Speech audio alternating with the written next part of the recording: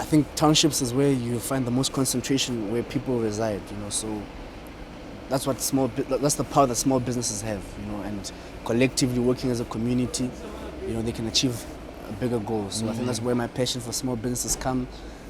The best way you can grow any economy is through small businesses, because small businesses are what create jobs, are what create employment, and that's my passion. I just want to see small businesses thriving. That's where it stems from.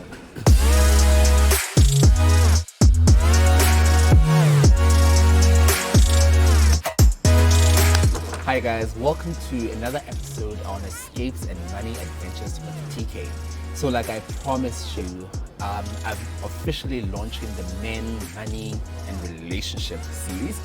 And I have a very dear friend and a special guest today. He will introduce himself and he'll talk us through who he is, what he does, etc. But I'm really excited because the one thing that I've realized is men have stories that they would love to share, but they don't really have a platform to have those conversations, particularly when it comes to mental health, when it comes to money conversations, and when it comes to relationships. So let me start by welcoming my guest, and good afternoon. Good morning. I think it's still morning. Good morning. Still yeah, morning. first of morning, yeah. Yeah. We are shooting live from the market today, situated at Maseru Mall in Maseru. So allow me to welcome you, and let's start with introductions. Who are you and what do you want the viewers, listeners of the podcast to know about you? All right, my name is Tekane Ledimo, and I am a 25-year-old entrepreneur. 25-year-old entrepreneur. Yes. Jeez, Yes, like, yes. so let's start with, I'm gonna go back to the entrepreneurship. Let's start with, it's money and escapes with TK. Escapes and money with TK. So let's start with your relationship with money. How would you describe your relationship with money? I think, to be honest, I think I've got a very good relationship with money. Yeah, I love money, and fortunately, money loves me too. And I understand the principles of money, and I understand the power of money and the importance of being in control of money and money not controlling you. And there's this analogy that I like to use that money is like a guest. It's like a visitor. When someone comes to your house and they visit you, if you treat them well, they come back. And if you treat them bad, they don't come back. So that's money. When money comes into your life and you treat it well and you take care of it, you'll have more of it. It will multiply. More of it will come. But if it comes into your life and you treat it bad, you're reckless, you let it control you, and you lose yourself, then you lose it. Yeah. And it'll never come back. So, Interesting analogy, actually. So what I want to ask you now with this analogy is, where did you learn these principles? Or how did you learn? How did you go about it? Was it taught at home? Did you read? Did you learn about it? How did you nurture things? Yeah, I think it was a combination of both. When I was growing up, I used to spend a lot of time with my grandfather. So he used to guide me and just change my mindset and tell me about the importance of money, how to use money, how to budget, how to save. Since I was probably 9 years old, 10 years old. So that's just been my journey. So then I'd travel around all the time with him, and he'd show me all his different businesses, and I'd see him in action. So that's where I learned most of these principles. And then from there, I started reading a lot of books. When I was young, actually, I started reading a lot of Robert Kiyosaki, Rich Dad, Poor Dad, the money cash flow quadrant, why A students work for C students and B students for the government, the whole series basically. And all the principles I was learning in these books were actually things that we would discuss and things that I would see. So I was like, okay, interesting philosophy, because I don't know, I think it's a global taboo for parents and children to talk about money, and that's what Robert Kiyosaki addresses. So that's something that I was able to see, get a first-hand experience of. So you're 25. 25 years old. Yes. Entrepreneurship. Yes. Talk us through your career. Where did you start? What did you study? What are you currently busy doing now? Right. I think, can I say my entrepreneurship started? I think it started just after I completed my my like IB at Machabing. That's actually the first time when I actually had a business that I was working on at that time. You know, there was this guy who used to live, well, not live, but he used to have like a tuck shop, where I live at home. And people would go there, you'd buy sweets, you'd buy airtime, you'd buy this, you'd buy this, you'd buy this. And one day he just comes to me, he's like, he needs like 800 rand to buy stock. He had an emergency, someone in his family passed away, so he had to send money home. And I was like, all right, cool, I've got 800, so here's 800, what's in it for me, And then he's like, you can give me the 800, you buy the stock, you sell, and then you give me like a percentage of that. Yeah. Then that's what he did. I gave him the money, he bought the stock, he came and he sold. Within a week he sold out. And I was like, okay, this is interesting. So then we got a bigger container. He was using a smaller Vodacom container. Then we got a bigger one, I think it was like 5,000 rand, well, over time. And he was booming, he was growing, but he was a security guard in the area. So he then left. I think he got transferred or something. I think he left the whole thing with me alone. Then I got someone else to run it, and yeah, I think that was actually my first informal business. And then from there, I was going to school now. I was going to Cape Town. In Cape Town, I studied accounting and finance. I did a BCom in accounting and finance. And then I finished that in 2019. And then now I'm at the business school, the graduate business school in Cape Town. And I'm doing my postgraduate diploma in development finance, but I'm finishing off this year. And yeah. I love getting so excited when people are continuously developing themselves, studying further, getting that knowledge. So you also grew up in a very family business oriented You grew up in a family that is very business orientated. You spoke about your grandfather who was also very into business. So how has this shaped your mind in terms of entrepreneurship? So you're very passionate about entrepreneurship. You started an informal business. Your grandfather was in business. How has this really shaped who you've become on your entrepreneurial journey? I think, like you said, everything was very business oriented. So it was literally the language in the household, the language in the family. But I wouldn't say it's something that was imposed on me, but it was a choice that, when you're growing and you see your surroundings and you look at what's around you. So that's all I ever saw. So in my mind, that was the way of life. That's life. So that's just my mindset. That's how I've always applied myself. That's how I've always viewed myself. That's how I always knew this is how life has to operate.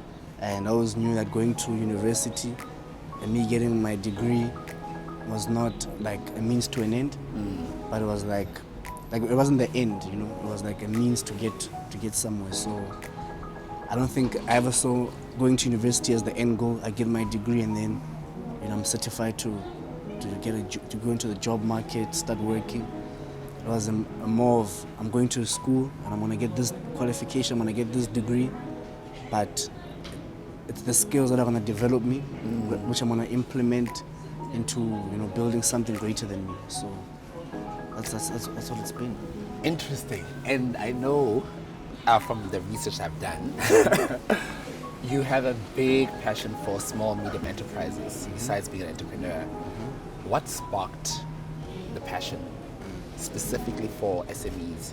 Yeah, I think the passion for SMEs, I think it's also very reflective in why I'm actually at the business school now in Cape Town. And I'm doing development finance because I've got this huge passion for the development of Africa. Like I said earlier, I believe that that God's brought me to earth, to contribute to something bigger than me, something greater than me. So I'm very passionate about the development of Africa, like as a continent. I'm very passionate about the development of Southern Africa because that's obviously where we reside. So I think my passion for SMEs comes in the form that the best way that I believe that we can grow any economy or develop any country in any emerging market is through the thriving of small enterprises, small and medium enterprises. I mean, let me give you an example. like spaza shops. Yeah. You know, like, you know, in South Africa, like in a lot of townships, there's a lot of spazas, you know, and these are owned by Somalians, right? And according to the Somalian Business Council, like in a day, all these spazas in South Africa are turning over 15 to 20 million a day. A day. And this is just this is the informal sector, you know. And these guys own an entire value chain. They now produce their own product, you know, and they distribute to their own spazas, you know. And I think townships is where you find the most concentration where people reside, you know. So that's what that's the power that small businesses have, you know. And collectively working as a community, you know, they can achieve a bigger goal. So I think that's where my passion for small businesses come. The best way you can grow any economy is through small businesses, because small businesses are what create jobs, are what create employment, and that's my passion. I just want to see small businesses thriving. That's where it stems from. And I think it's quite interesting that you're so passionate about it, to a point where you started your own businesses. So maybe talk us through some of the businesses that you started and what lessons you've learned on your journey. I think the first business that was SME oriented that I started was actually when I was in my second year at university in Cape Town. I think this was probably my first form of business that I actually, like, you know, registered, you know, got a company certificate for, etc. And basically the business was centered around providing access to capital for small businesses, you know, particularly township businesses. And we wanted to obviously raise capital from informal markets as well. But when we started originally, we wanted to focus on getting capital from like stokvels, because those people actually have a lot of money also. Like there's a lot of money. I think according to the National Stokvel Association of South Africa, I think there sits on like 47 billion. The last I checked was around now at 50 billion. 50 billion, yeah. You know? So they're sitting on a lot of cash, and they don't know how to deploy that capital.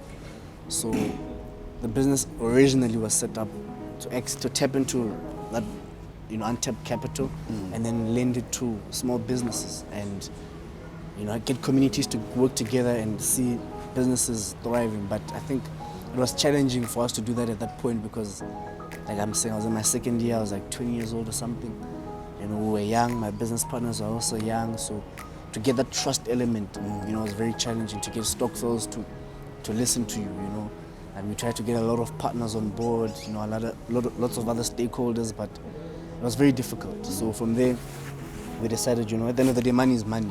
The passion is small businesses. So that's when we started working with like banks, private equity firms, micro lenders, etc. So, but that's the business that I'm focused on.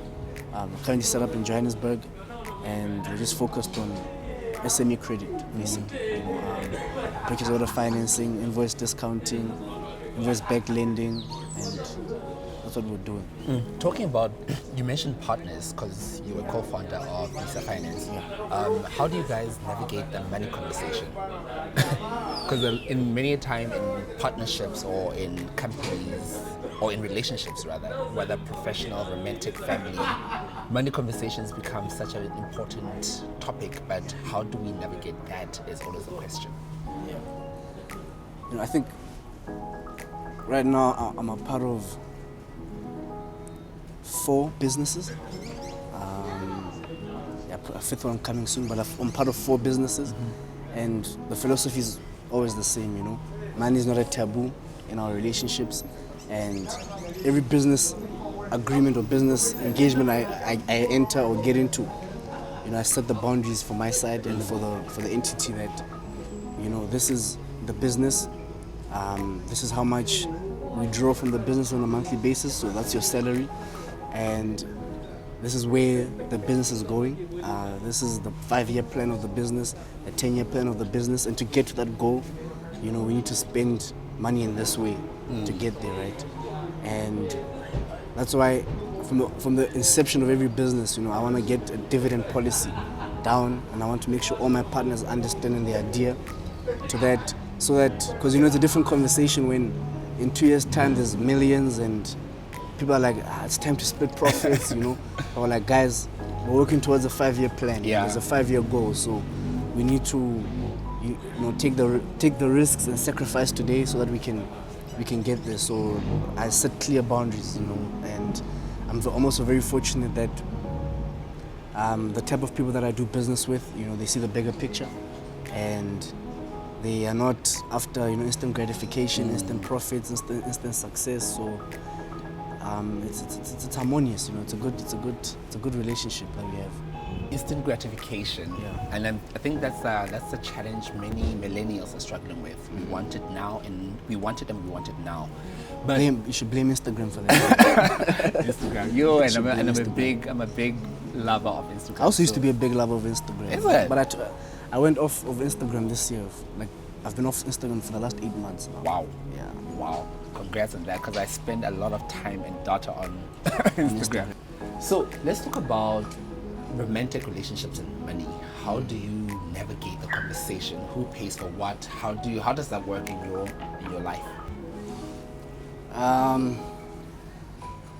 You see, like I said, to me, the topic of money is not a taboo. You know, so, and I've always told myself I want to be in a relationship with someone who gets me, understands me, and thinks like me. You know, I know that's very rare. So you want someone where, like, there's a topic about money. So, like I've said, I love money. You know, and I love making money. So I wanted to be with someone who also loves money and loves the process of making money. So that makes our life easier. You know, so there's no, well, in my relationship, there's no who pays for this, who pays for that, you know. At the same time, as much as we're aligned and, you know, we think the same way and we do the same things, you know, we also make money together and then we spend money together.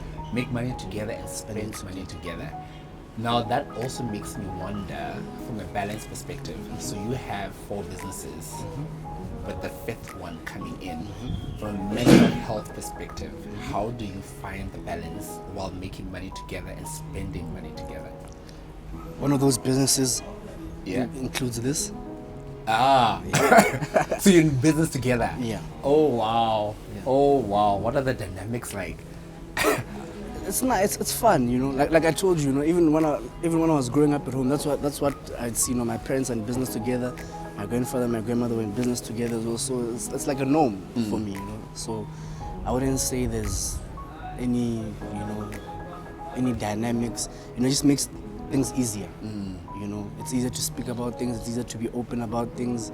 You know, honestly just makes life easier. You know, you don't have to say, no, I paid for this bill last time, no, I paid for this bill. You know, there's none of that, you know. It just makes things more harmonious. Oh wow, I love the alignment as well. Yeah. So the one question that I also want to ask is you going into, well, you managing 5 businesses, part of the multiple sources of income. Why do you advocate for people having multiple sources of income? Or why is that important to have different sources of income? I think it's very important to have sources of income because you don't want to be exposed. You know, you don't want to find yourself. I mean, COVID has shown us that, you know, there's no guarantee. The economy can change at any point in time. You know, you can lose your job at any time. Business cannot perform well. There's another lockdown. You're unable to generate income or earn a living. But if you have multiple sources of income, when that happens, then you're not really affected. You know, I mean, maybe if you have 5 streams of income, 2 or 3 will be affected, and then you'll still have something to stand on. So I just love to diversify, you know, just to manage risk. You know, so we make money online. You know, I do a lot of trading. I trade currencies. I trade cryptocurrencies. This year I've traded a lot of cryptos. You know, like Bitcoin, Ethereum, and, you know, some of these new coins. So just diversification. You know, that's what I'm about. In the last minute, literally the last minute, what is the mental health like? Balancing all these businesses, relationship, balance. What's the impact on the mental health? And studies as well. And studies as well, exactly. What's the impact on your mental health and how do you navigate that? I think every morning when I wake up, you know, I do a routine. You know, I motivate myself with a lot of, you know, positive content. You know, I feed off a lot of positive, motivating content, you know. And at the same time, I always just tell myself, you know, these are sacrifices I'm doing for the future. So I'm gonna go through the pain. I'm gonna go through the testing. I'm gonna go through the tribulations. You know, and it's okay because I know that I'm working towards, you know, a 5-year goal, a 10-year goal. So I suppress some of those. And fortunately, you know, some of the people I'm involved in and I do business with, you know, they also take the weight in some of these businesses. So like I'm doing everything by myself. You know, there's a lot of weight sharing. So that's why it's very crucial and very important for you to have a team around you. You know, that's a team that's there and is for the vision and it's for the bigger goal and for the bigger picture. So yeah, it's just good to have very positive people around you who share the same vision as you. So that's something that I'm grateful for in my life. Gratitude, guys. Gratitude. My goodness. So in closing, what does 2022 look like, and what can we expect from you and your business? Well, your 4 now soon to be 5 businesses. What can people expect from you in 2022? I think, let me put it this way. I think this year was a year of just, you know, I love to use analogies, you know. So I'd say the first half of 2021 was me just, you know, operating like, let's say, on a farmland, you know, and I was just digging and getting rid of the old, you know, turning the soil, preparing for planting. So I was just getting rid of all the bad relationships I was in. I was getting out of the bad business relationships, personal relationships. You know, I was just filtering all that out. And the second half of the year, I was focused on now planting my seed, you know, planting my seeds on the new fertile land, you know, on the new ground. And now I'm spending the last few weeks of this year just watering and, you know, preparing for harvest. So 2022 is the year of harvest. Yeah, you know, so harvest. Yeah. So it's the year where I'm harvesting all the seeds that I've been planting this year, and that's all I'm doing next year. I'm just focused on myself, growing my businesses and my relationships, personal relationships, business relationships, and yeah, like that's all I'm focused on. So that's what 2022 has in store for me. You know? I'm a big lover of 2020 you, 2020. You know, every year has a new tagline. Yeah. So I recently heard of a gate 2020 you. So when you say you're focusing on you and working on your relationships, really exciting. So where do people find you, just in the last 30 seconds? People who want to connect with you, people who want to do business with you, where do they find you? Obviously, I'll also link it into the description box below. You can find me on social media, on Facebook. Well, I'm coming back to Instagram now, so I'm also there on Instagram. My handles are my full name, Tekane Ledimo, and yeah, that's where you can find me. I'm on LinkedIn, every social media platform except Twitter. I don't do Twitter. Twitter is the streets, yeah? No, Twitter's toxic. I don't like toxic setups, you know, so. But that's where I'm at. All right. No, thank you so much, Mr. Ledimo, for coming to Escapes and Money Adventures with TK. This has been such an insightful and exciting conversation. I will, of course, link all his social media platforms in the description box below. But to you, the viewer and listener, let me know what you thought about this conversation and what your questions to Mr. Ledimo are regarding his 25 as an entrepreneur. Very passionate about small medium enterprises, and you know, we always say the future is exciting. So 2020 is the year where he'll be doing harvesting. Remember to leave a comment below, subscribe, share, like, and everything else in between. Until the next video, love, peace, and money. Cheers, guys.